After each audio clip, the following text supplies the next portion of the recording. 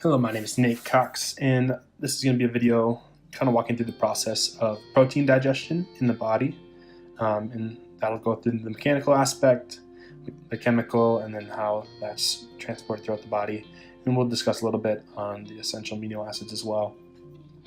So as you can see, I've drawn a nice burger here, very artistic and clean, as you can see.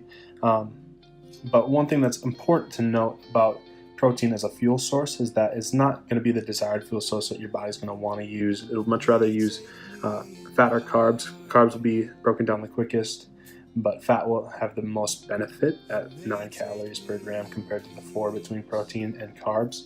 So what your body will do is first pull from the carbs and fat, but if you're in a fasted state, which the fed-fasted cycle takes about 4 to 6 hours to complete and get through, when your body's in that fasted state, it's going to spare your body's protein. So it's best not to use protein as a fuel and to have sufficient amounts of fat and carbs, well, not too much at the same time. So we're going to start with this burger here, and the mechanical digestion starts by your mouth chewing.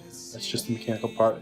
And in the mouth, salivary amylase, which is one of 2 amylases that is secreted in the body. One is salivary and one is pancreatic.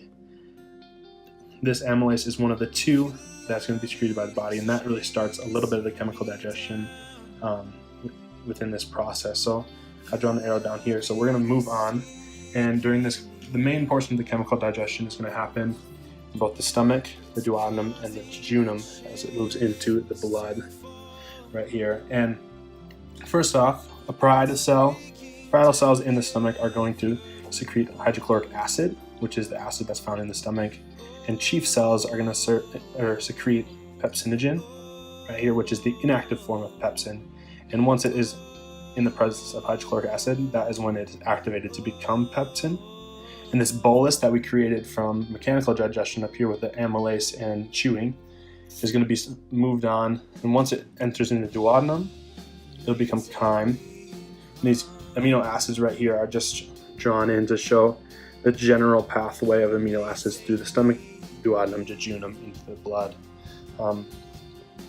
So as we move on from the stomach, it'll enter this chyme will enter into the duodenum, and that is where it's important to note that the pancreas, it will start to secrete your next 3 enzymes that you're going to run into in this process.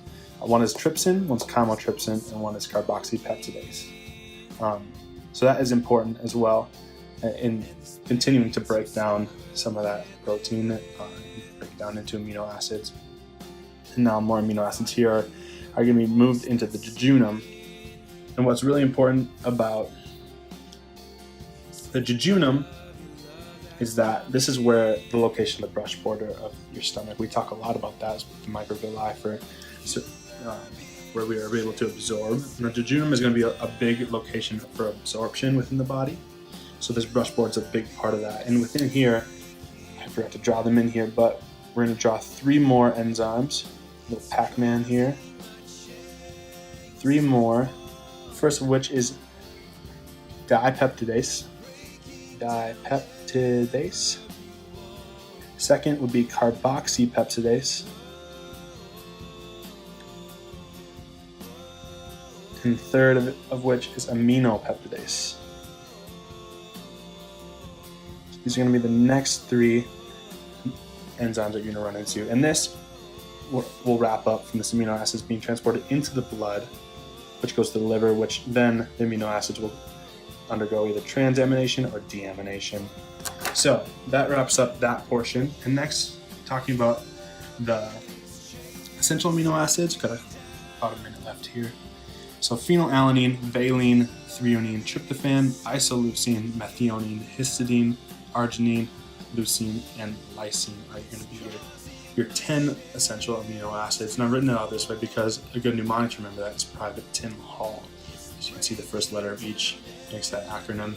And what's important about essential amino acids is that your body cannot make them on your own, so it is very imperative that you get them in sufficient amounts through your diet.